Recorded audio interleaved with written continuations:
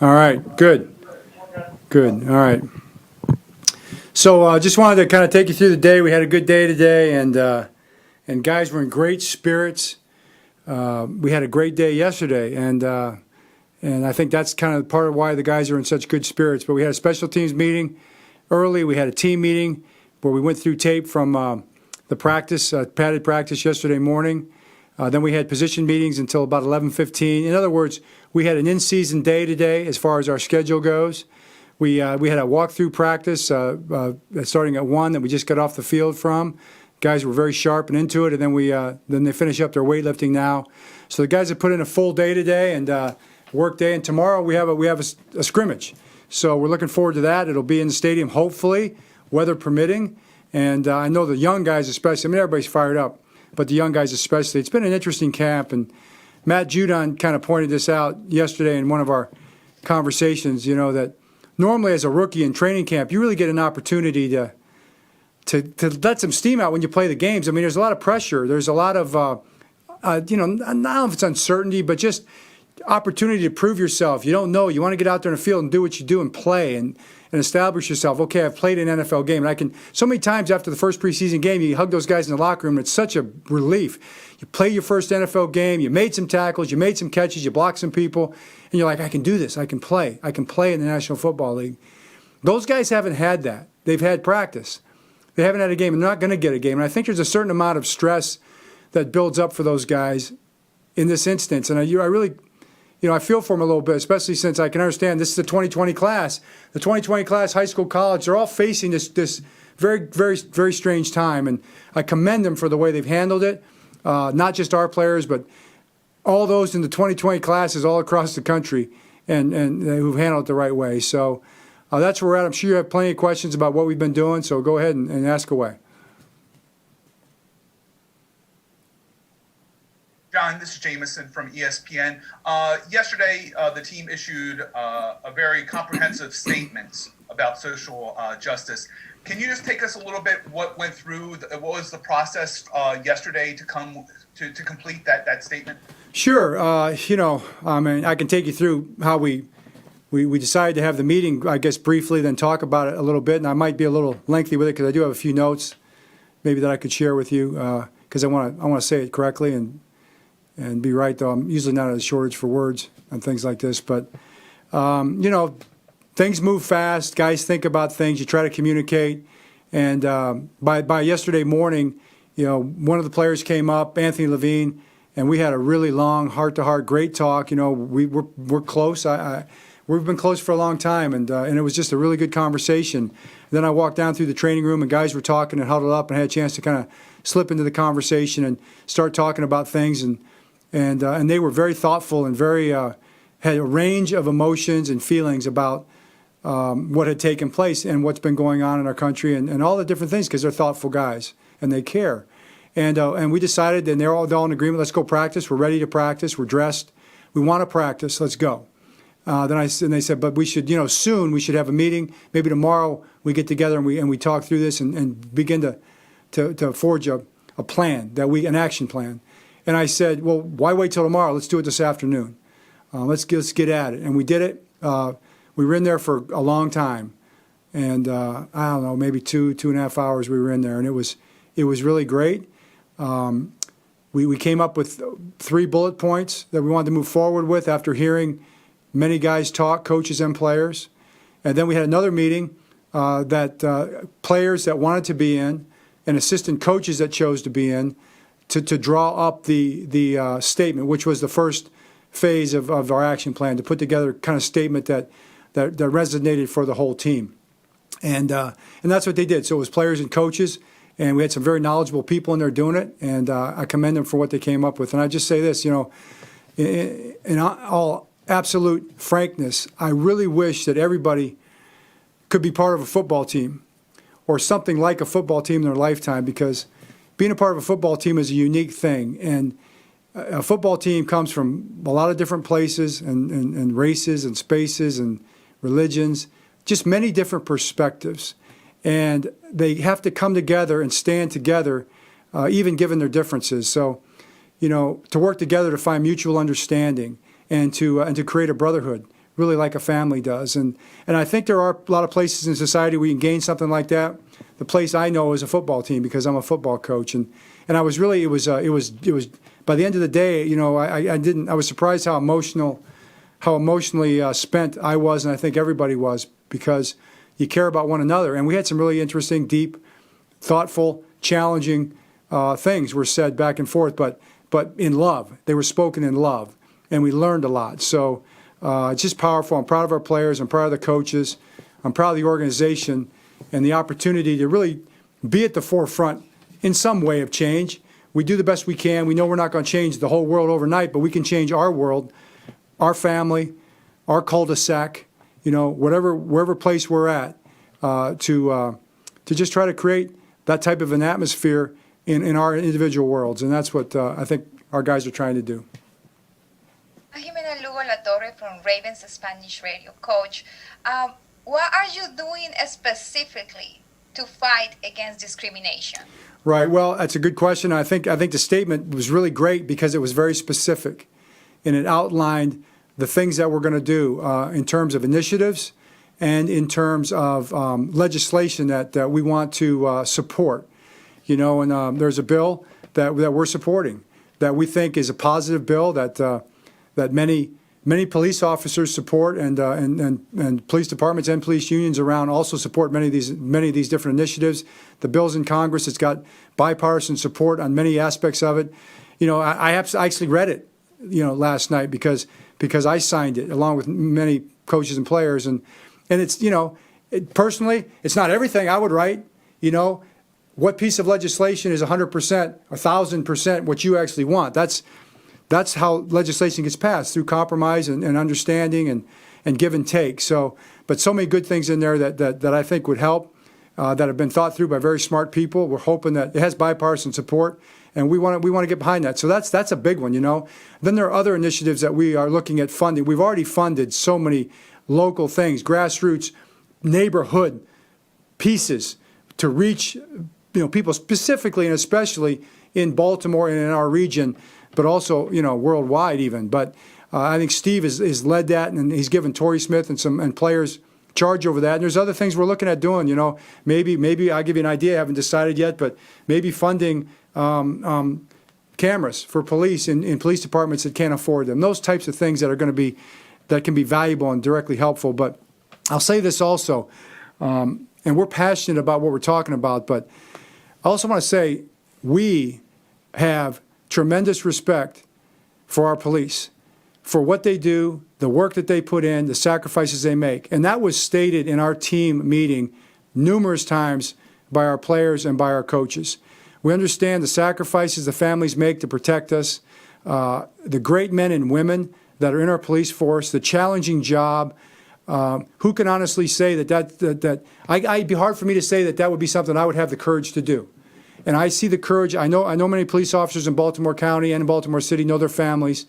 My daughter's friends, whose mom and dads are law enforcement, and they're great people, and they do a great job. And we understand that as a group they're under fire for reasons that they, the police that I know, want to improve upon and get better at. You know, I heard it said that nobody's more disappointed or more down on, quote unquote, a bad cop than the good cops. And the high 90%, you know, 99% of police officers are great, and they make a huge difference, and we're very thankful for that. So bottom line, let's come together, take care of one another, understand one another, and just remember, you know, we're all created under and in the image of God, and that's what gives us our value, and we all have that same value. And that's why I love a football team. You know, we're forced to understand that, to build a team, and I think those are the types of things that our team talked about, and I really appreciated it. John, this is Childs with the Baltimore Sun. We've seen in some other leagues players choosing not to play games as we go through the situation. Was that something that was discussed at all yesterday? Players talking about that possibility if they don't see the change that they want to see? Right, that didn't come up specifically. I think those are, you know, we did talk about, you know, symbolic things as a team or as a league that, you know, that might be done or not done or whatever. You know, the thing that I stand on, and if those things happen, that's good. I do believe we'll play. Guys want to play, but I don't know for sure. Well, I'd be surprised. It's not something we talked about, but I can tell you this that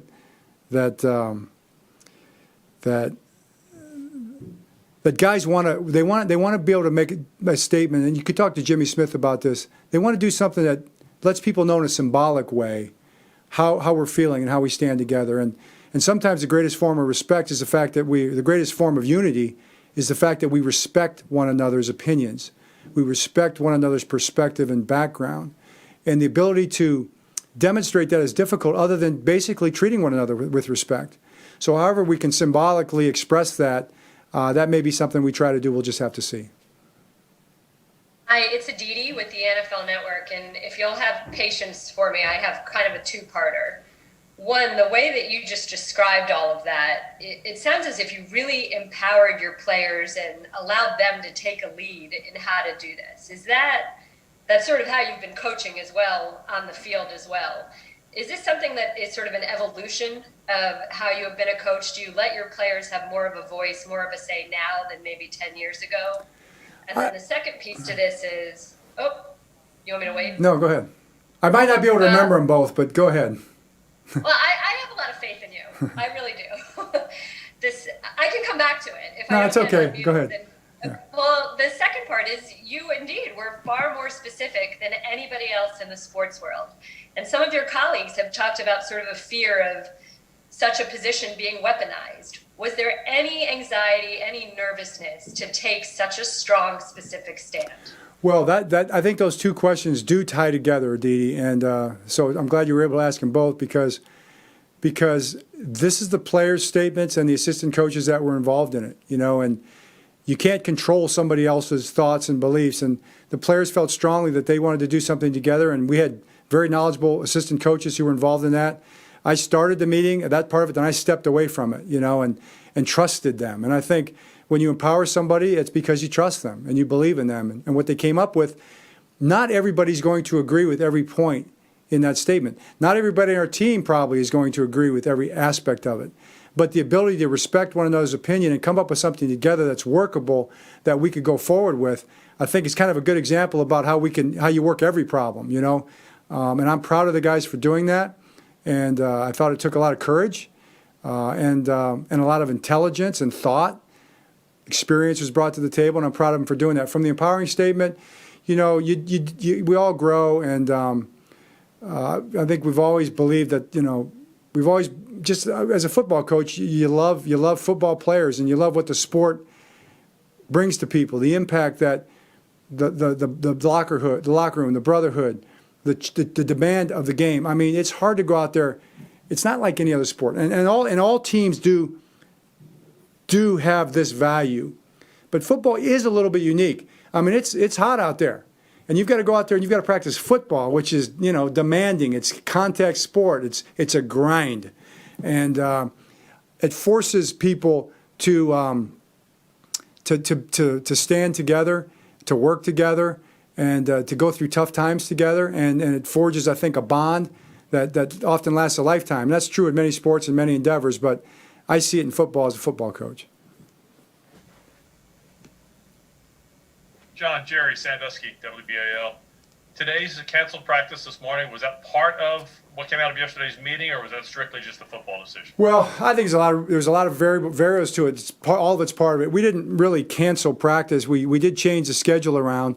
The way to organize, I set up the most practices I could for training camp because we had so few because of the way that the practice was pushed back, and certainly understood that we would have to get a feel for the rhythm along the way. We've got a scrimmage tomorrow.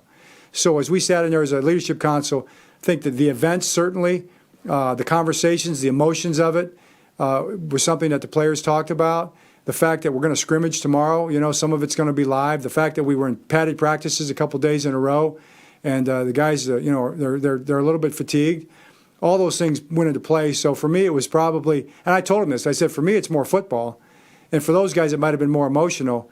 But I think it was obvious. You make every decision about what's best for the team, Jerry, and it was clearly best for the team to go to a in-season schedule and do the walkthrough in the afternoon. And the walkthrough was our practice for today. Coach, Todd Carpenter from SI. Are you pretty pleased with what you've been able to accomplish in such a short, condensed period? And guys, everything else going outside football. Are you where you need to be right now? You think, as far as how you planned it out? I think so, Todd. I think, without the preseason games, and any kind of measuring stick, and the coaches would tell you, and I think the players would tell you the same way, we feel really good about where we're at. We feel like we're as far along from a football standpoint that we could be. We've had no drag. We've overcome whatever adversity that's been presented. There's always adversity presented, and that's what makes you stronger. And our guys have just worked extremely hard, and they've been locked in meetings and walkthroughs and in practice. So I 100%, trust them and empower them, to use Aditi's word. You give them the power to build a team, and that's what they've done. So we'll find out soon enough, Todd, in September to see where we're at. But I do feel really good about where we're at. Guys, we have time for 2 more questions for Coach. Hey, John, this is Aaron Cousins at Penn Live. I'm just curious, your perspective. You've been, around football your whole life, and your father was a coach. How have you seen sort of the voice of athletes change, throughout the decades, and where do you think we're going from here? If, you have a thought on that. Gosh, Aaron, that's such a great question, and I appreciate it, and I wish I was more prepared to answer it, other than just to share like growing up as a kid, because you brought my father into it. I can remember conversations. My dad coached the defensive backs at the University of Michigan. It's in our earliest memories, really Iowa and then Michigan. When we went to Michigan, there were so many things going on in the country then. And there's a great book called The 10-Year War about looking at the 2 campuses, Michigan and Ohio State, during that time when Bo and Woody were coaching. And it gets into the politics of the time and the era and the cultural changes. And as the football coach, the coaches were in the middle of that, just like we are now with the players. And it was no different then in the players' feelings, emotions, how strongly they felt about those things. And I can remember Dad talking then and now, looking back, maybe even more so, and understanding more what he's talking about, that the conversations that were had just around, things in the team, political positions, how guys were going to wear their hair, how they were going to dress on the road, how that impacted the changes that were going on in America. It's eerie and not I'd say in a good way. It's just good to see that young people today feel as strongly about their world as they did then, and to be a part of it in sports. You've usually got people that have a platform that are a lot more thoughtful sometimes than they get credit for. I see a lot of similarities when my dad was coaching at Michigan back in the 70s to what that we're going through now, my brother and I, with our players today.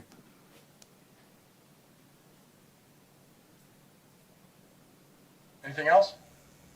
John, this is Jeff Strebeck from The Athletic. Just to ask and I had to be that guy, unfortunately, but just to ask a straight football roster question. You've been clear with us that, the injuries have been minor. Is there anybody on that list that has not been practicing that has become at some point a long-term concern? I'm going to say no off the top of my head. If you throw some names at me, I can confirm that, but we don't have any long-term issues right now. I think a number of those guys, the younger guys might scrimmage tomorrow. You should see everybody practicing next week. Now, throw a name at me, and if I'm forgetting somebody for some reason, that's certainly possible because I don't have a list here. But I think I remember a long-term issue if we had it. Like so. Fluker, Peters, Right. Favorite. Right. No, on all 3 of those guys. No, they should all be practicing next week. Thank you. Okay, thank you, Coach, and to Coach and the media corps, thank you for your patience with the mic muting early. So appreciate your time, and we'll see you tomorrow. Thanks, guys. Appreciate you.